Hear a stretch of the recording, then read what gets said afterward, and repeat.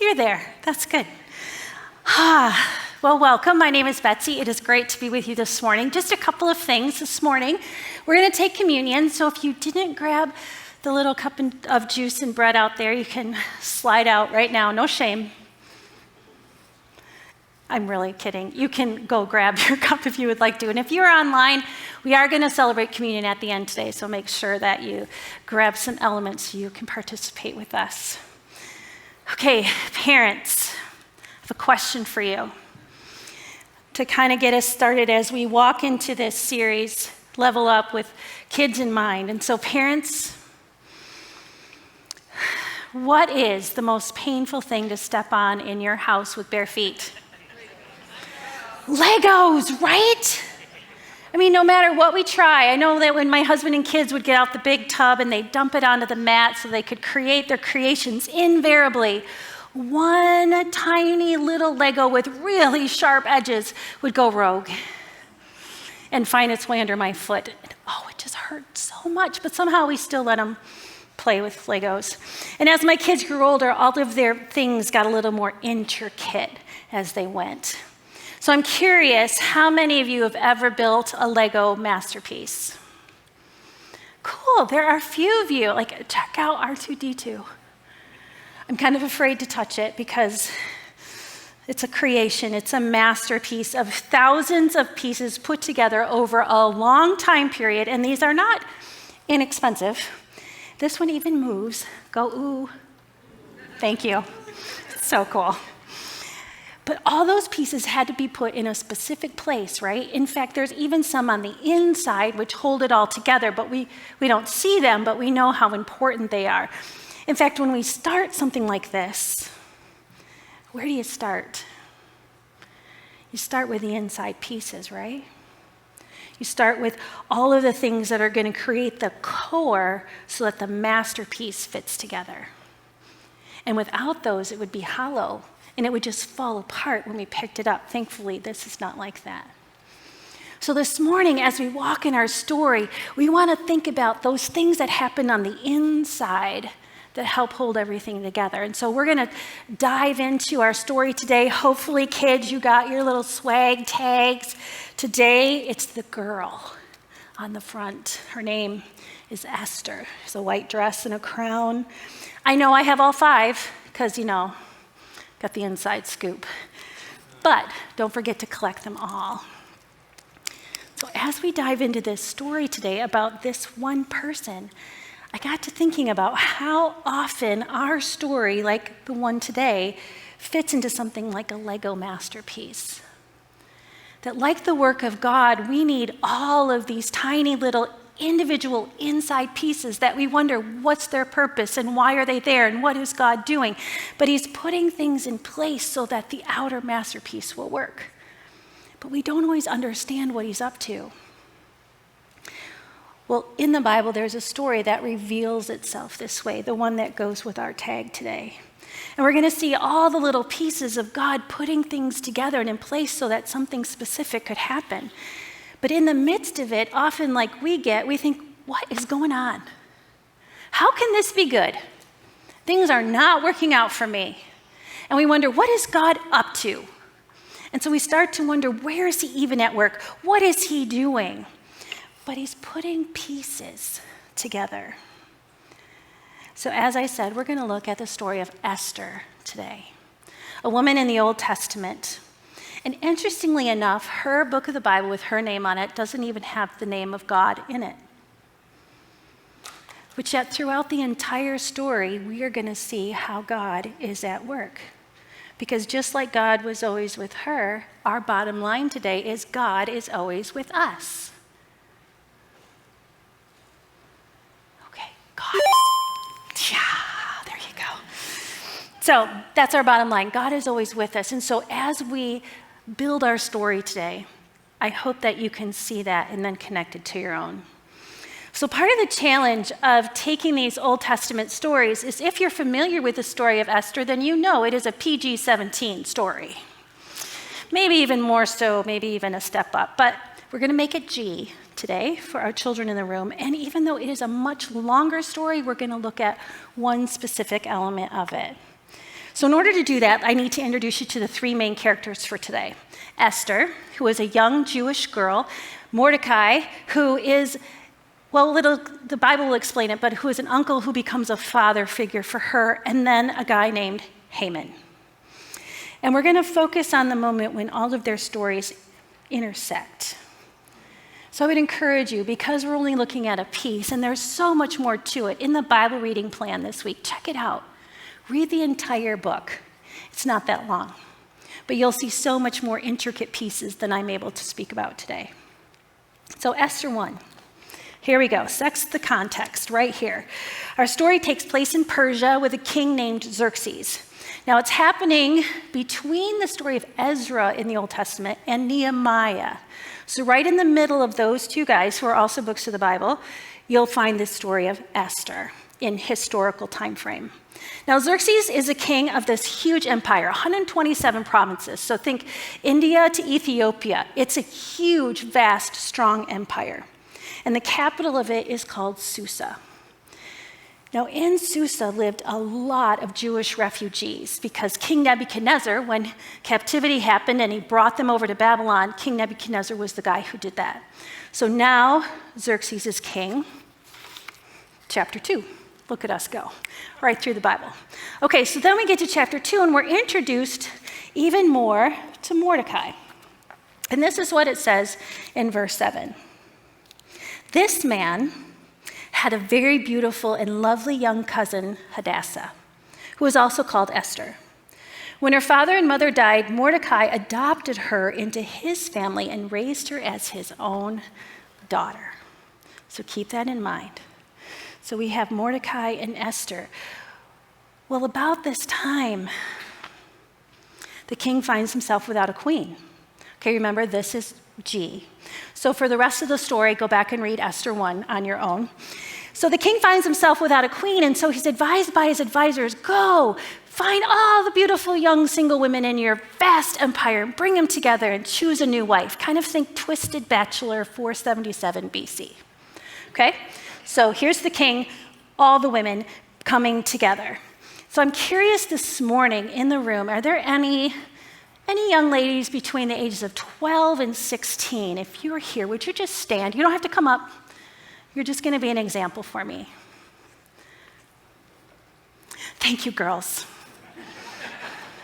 Way to be brave warrior Esther women this morning, and in the back. Okay, so ladies and gentlemen, Esther would have been their age when she was brought in with all the other women. So think about that. She's taken from her home, brought forward so that she could maybe become queen. You guys ready to be a queen? Not right now. Okay, you can have a seat. Thank you. So just think about that. She is brought together. Now, I say she was between 13 and 14 because if she was much older, she would have been married in that culture. So in order for her to be single, she had to be pretty young. But something interesting happens as a part of our story. So not only is she a young Jewish girl who is taken in to maybe become queen, but her father, Mordecai, says, don't tell anyone you're a Jew.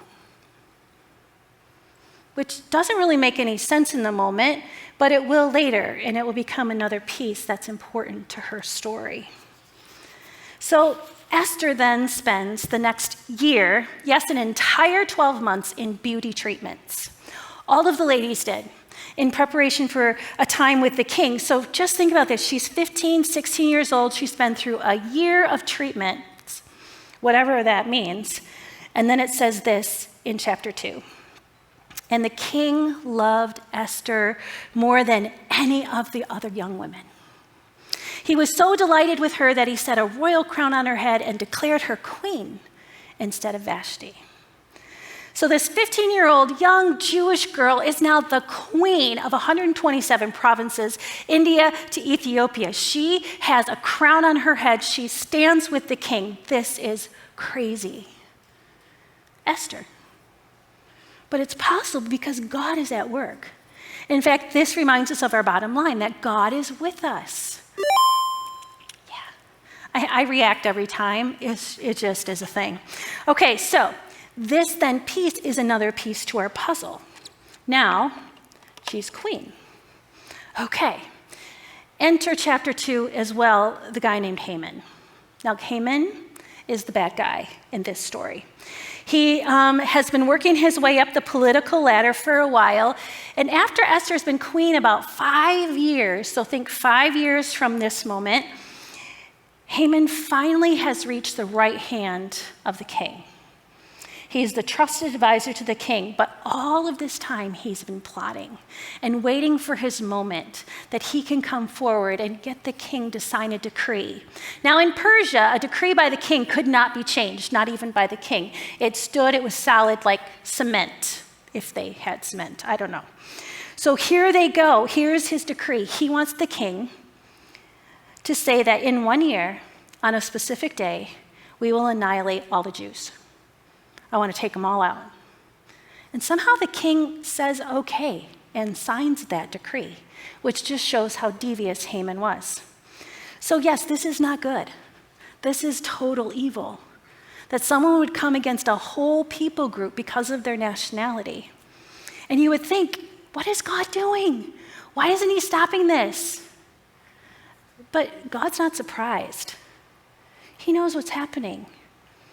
That's why he's putting pieces in place. But we don't see all of those things working together quite yet. So this takes us all the way to chapter 4. And here's how chapter 4 begins. When Mordecai learned about all that had been done, meaning the decree, he tore his clothes, put on burlap and ashes, and went out into the city crying with a loud and bitter wail. He went as far as the gate of the palace, for no one was allowed to enter the palace gate while wearing clothes of mourning.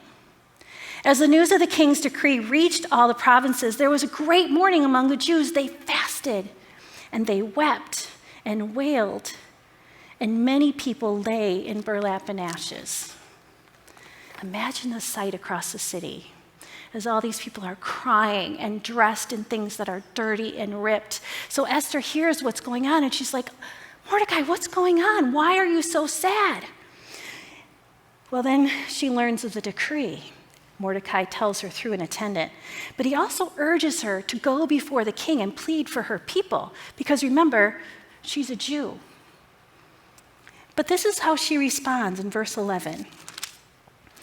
She says, all the king's officials and even the people in the provinces know that anyone who appears before the king in his inner court without being invited is doomed to die unless the king holds out his gold scepter. I mean, what do you do with that? If she goes and he doesn't hold out a scepter, she could die. So here's our 20-year-old queen faced with this decision and this huge epic moment. How does she react to all of this? Does she tell the king she's a Jew and say, do you realize that I'm going to die in a year? Or does she take all of her resources as queen and go hide, go to another country, get out of Dodge and say, I'm just going to step out? I mean, it also raises another question for me. What's God doing? These are his chosen people, and they're facing World War II situation here. What do you do with that? So then, Mordecai sends an answer to Esther. Remember, she said, I'm not sure I should go, but he says, don't think for a moment that because you're in the palace, you will escape when all the other Jews are killed. If you keep quiet at a time like this, deliverance and relief for the Jews will arise from some other place, but you and your relatives will die, which includes him. Who knows if perhaps you were made queen for such a time as this? This is one of those pieces of Esther's story that many of us know. But put the pieces behind it. I mean, here she is. She needs to either level up or die. Now, can you imagine telling your daughter, I need you to go before this person. They might kill you, but I need you to do it. How that would have hurt Mordecai's heart to put his daughter in that position, but knowing that all of the people needed her to do it, the pressure on her, the pain for Mordecai in this moment is huge. Mordecai knows that God will deliver his people. He has promised that he is going to bring his Messiah from the chosen people. he's actually able to see that God is working and putting things in place. And maybe these are in place just for Esther's moment. Now, I don't know how long it took her to answer. It doesn't tell us. But it does say that when she did answer Mordecai, she says this: "Go and gather together all the Jews of Susa and fast for me. Do not eat or drink for 3 days, night or day. My maids and I will do the same. And then, though it is against the law, I will go in to see the king. And if I must die, I must die."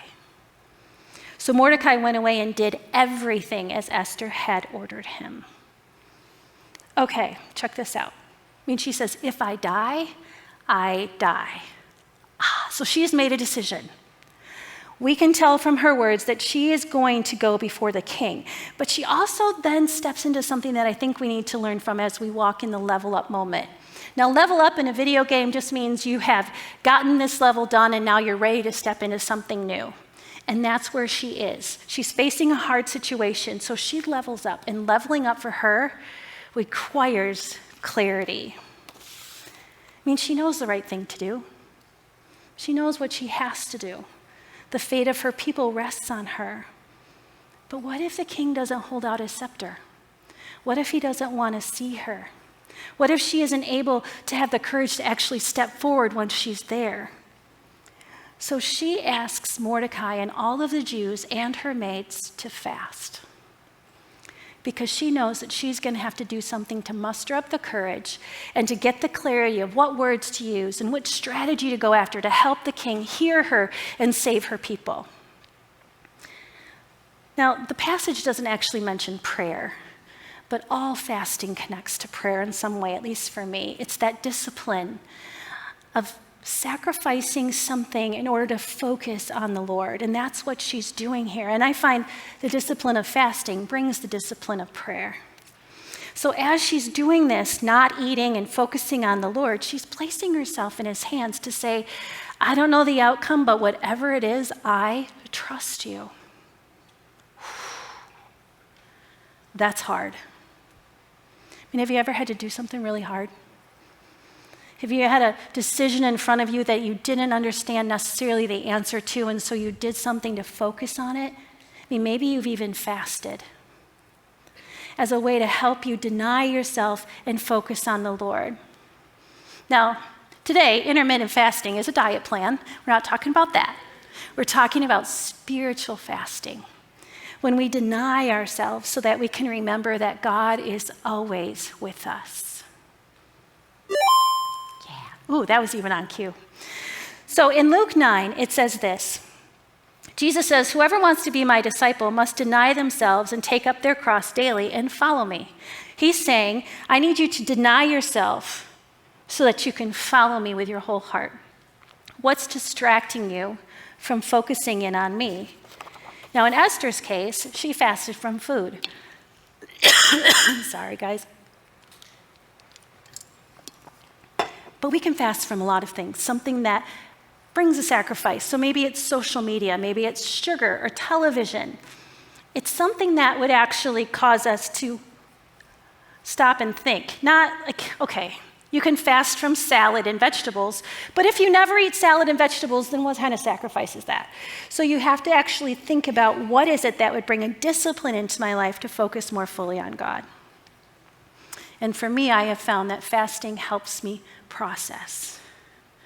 That every time I feel hungry, it's a reminder to pray and allow my heart to align with God's, not try to get God's heart to align with mine. But to say, whatever you have for me, I'm going to be good with. And it just pushes me in that direction. And I had to wonder, as Esther was fasting, did she remember the stories of Moses and David? Did she remember Jacob and all of the promises that God had made to the people before she was queen?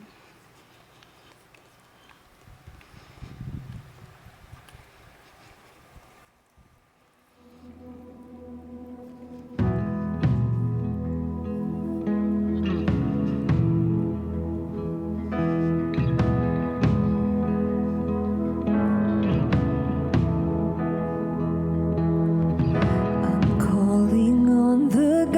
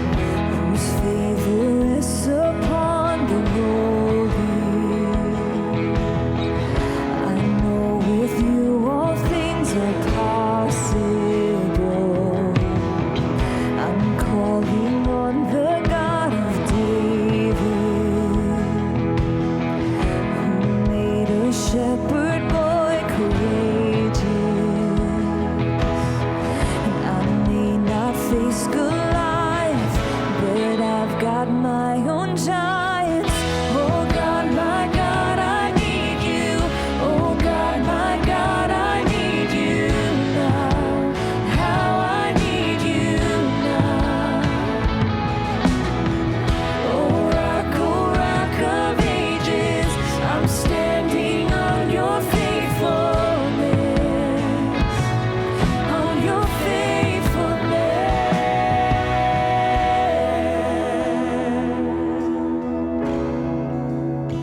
only on your faithfulness.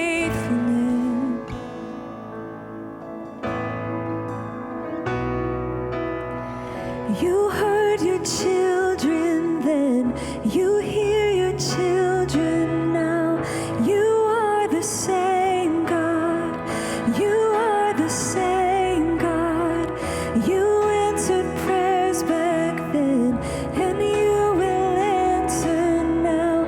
You are the same God, you are the same God, and you are providing then, you are providing now. You are the same God, you are the same God. You moved in power then, God move in power now. You are the same God, you are the same God, and you were a healer then, you are a healer now. You are the same God, you are the same God, and you were a Savior then, you are a Savior now. You are the same God, you are the same God. Oh God, my God, I need you. Oh God, my God, I need you now. How I need you now. Oh rock of ages, I'm standing on your faithfulness, on your faithfulness,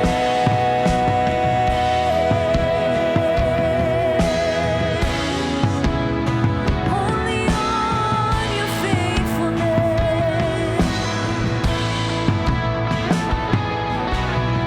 You freed the captives then, you're freeing hearts right now. You are the same God, you are the same God. You touch the lepers then, I feel your touch right now. You are the same God, you are the same God.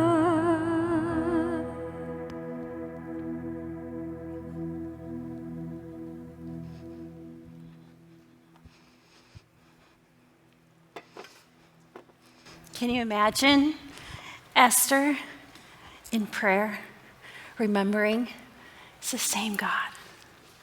It's the same God that helped Moses and David. So she's seeking clarity. She wants to make sure that she's on the line that God wants her to walk. But we also see another leveling element here. Leveling up requires a guide. You know, throughout the whole story, when you read it, you'll see how often Esther looks to Mordecai and his guidance and his reassurance, and later his partnership to come together to help their people. I mean, Mordecai knew Esther. He'd raised her. He knew what was in her. So when he speaks to her and says, for such a time, he understands what he's saying. He has helped lay her spiritual foundation. He taught her God's promises. He walked her through the Torah. He knew she knew God. And I think sometimes we forget that. But Mordecai knew her character. He knew her integrity. He knew the courage within her. He knew she could step up. And some of you ladies in the room, I think sometimes we get stuck with what other people tell us, but you need a Mordecai in your life saying, you got this, girl. Step in. You know, I recently returned from summer camp, which is my favorite thing. And I was walking with students for a week, and I gotta say, it always amazes me how much students struggle with the faith element. Even if they have parents who are Christ followers, they struggle because there hasn't been any foundation. They've been left to figure it out. And so as we walk through camp, I just see this huge need for guidance and reassurance and even partnership, knowing that it doesn't matter their age, they are so capable of doing things. So adults in this room, this generation needs you to step up. They need you to know that they need your guidance and they need your reassurance and they need someone telling them, I see leadership in you and I see gifts in you that you could use wherever God takes you for his kingdom. They need Mordecais. And so often we say, oh, let them figure it out. You know, they're an independent generation. Oh no, they are a listening generation and they want to know. So are you willing to step up and put some pieces in place? Parents, are you putting the inner pieces in place to help your kid know Jesus? Have you placed some spiritual foundation elements so that their world doesn't fall apart when something hard happens, but they know who God is? Or have you just left that for them to figure out? That they can create their own creation, but wouldn't you want them to become the masterpiece that God has for them? Because so often we let them just wander and they need mentors who will push them to be more. Why don't we do it? Parents, you are the you are the strongest influence in the life of your kid in any area. They won't tell you so. But you are, and they're watching you. So how are you dealing with your inner formational pieces with the Lord? Are you being an example? I mean, Esther had watched Mordecai all her life. She had watched him come before the Lord and teach your ways of the Lord and to walk in integrity in other parts of the story that, well, we didn't cover today. But she's watching and listening as Mordecai is saying, God is putting the pieces in place. Watch what he's going to do. But so often, we're afraid to push our kids spiritually. We'll push them to learn math. Why would we not want them to have a secure eternal future? So between your time of prayer and fasting and mentorship from Mordecai, I believe Esther was really getting ready. Listening to her guide, seeking clarity. She knows God's with her. And parents, do your kids know that God is with us all the time? Every day. Esther didn't know the outcome. She really didn't, but she trusted God in spite of what the situation looked like, so now it's time for her to act. When we level up, we can get clarity and we can have guidance, but we have to act. Otherwise, it's just a thought. So here's what happens in chapter 5. On the third day of the fast, Esther put on her royal robes and entered the inner court of the palace, just across from the king's hall. The king was sitting on his royal throne facing the entrance.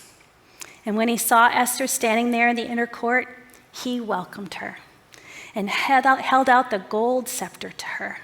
So she came forward. And part of the strategy God had placed in her, invite Haman and the king to a banquet. So she invites them out for dinner. They have dinner, and at that dinner, she says, I need you to come tomorrow to another dinner. So they come back a second time. And it's here that she finally tells the king what's going on. Because he's like, what are you up to?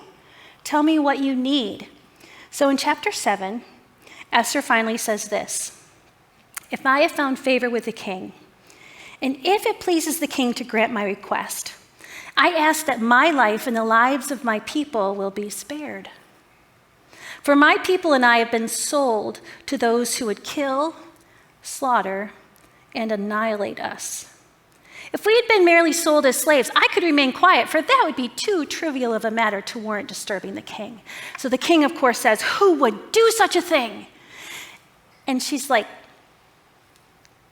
Haman. So the king goes, kill him. So they do. And it goes forward. Remember, it's PG. We don't want to go there. We're saying G. So here they go. But the challenge is this. Even though the king is not happy and he takes care of Haman, the decree stands. Just because the bad guy is gone, remember, decrees can't be changed. So now Esther is still faced with, so what do? I still have to save my people. So this brings us to chapter 8. And as we read of Esther, she levels up once again. And in verse 3 it says, "Then Esther went again before the king, falling down at his feet and begging him with tears to stop the plot devised by Haman the Agagite against the Jews. Again the king held out the gold scepter to Esther, so she rose and stood before him." So she levels up again. And we're not told the details of what she did before that, but I have a feeling she did a lot of prayer. Now here she is, all of these things. So she's come before the king once, she's come before the king again. All of these things are in place, right? They were in place for her moment, and now they continue as God continues to work through her. Because remember, God is always with us. He is always behind the scenes making sure things are happening. Now, I didn't tell you the whole story, but let's review. So you've got Esther chosen to be queen. Then Mordecai overhears a plot against the king's life. Then the king can't sleep. Then she goes before the king and she's able to tell him at a banquet all about Haman. And now, because of all that has happened and no more Haman, Mordecai is the right-hand man of the king. Now all the pieces are in place. God has been at work building the tower. And you know what? It took 5 years. I think sometimes when we look at the work of God, we forget time within a Bible story. But 5 years of laying things in place and setting things up so that in this moment, even though Esther was taken from her home, never to return, that's not good. And even though she was placed in a harem with a bunch of other women, that's not good. Even though the king held her life in his hands, it doesn't seem good. Yet God is saying, it's not done, it's not done, it's not done. And even though she didn't know if she would live or die, she steps. And now, because of all that's going on, we can see a bit of the masterpiece at work.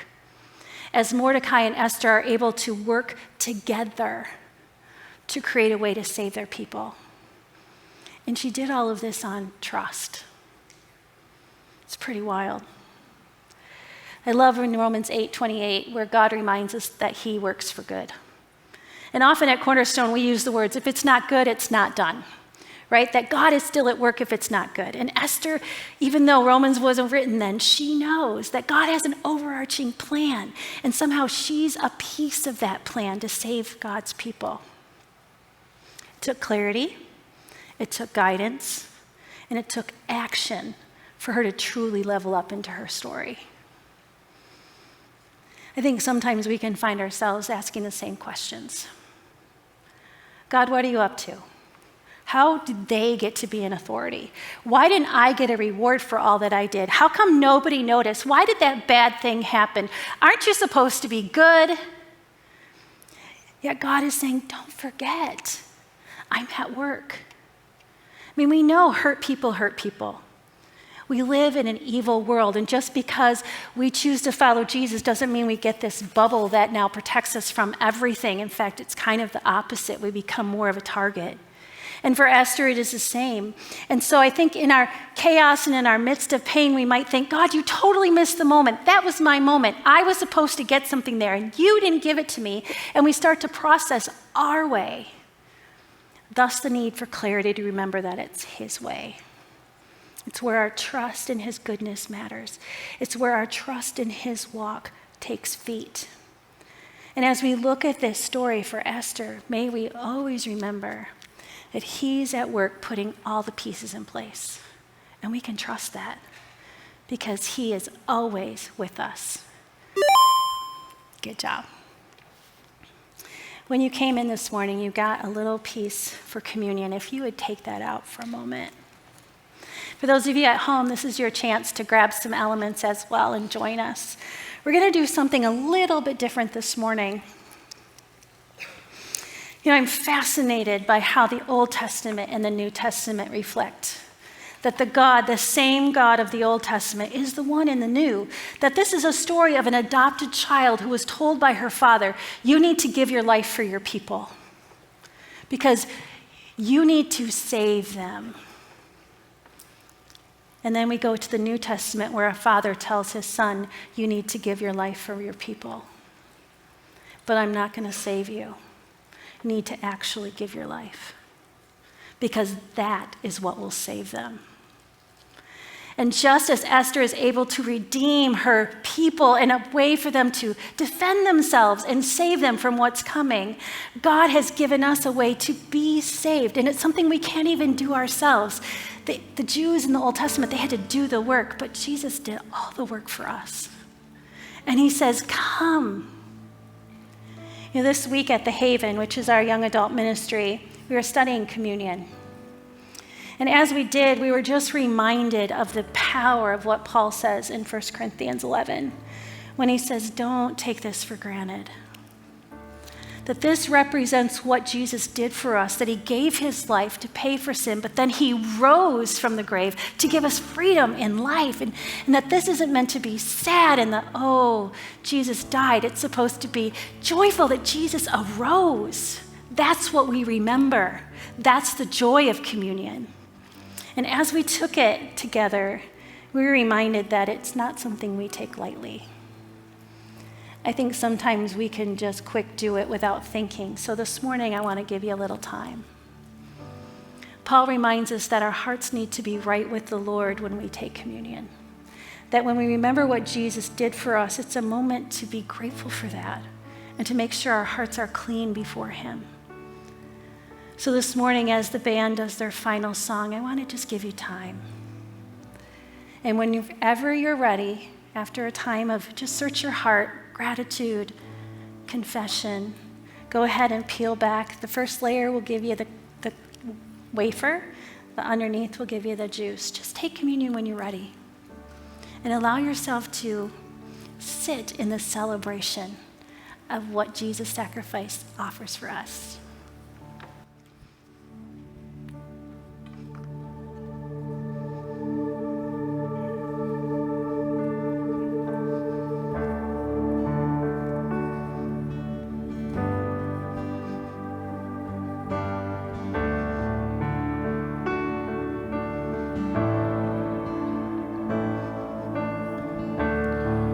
Amazing love that welcomes me, the kindness of mercy that bought with blood wholeheartedly my soul undeserving. God, you're so good. God, you're so good. God, you're so good. You're so good to me.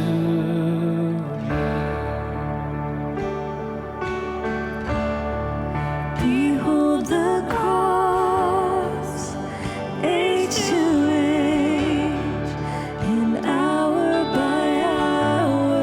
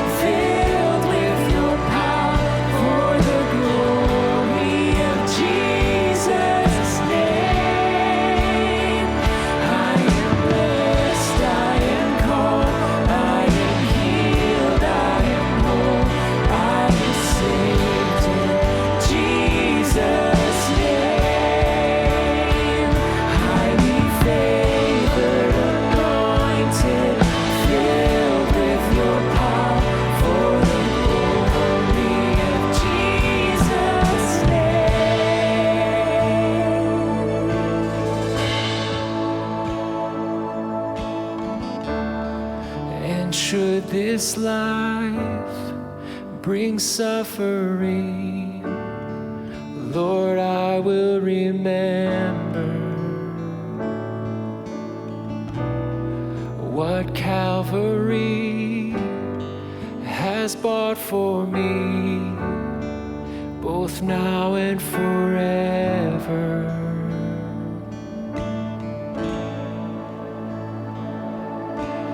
God, you're so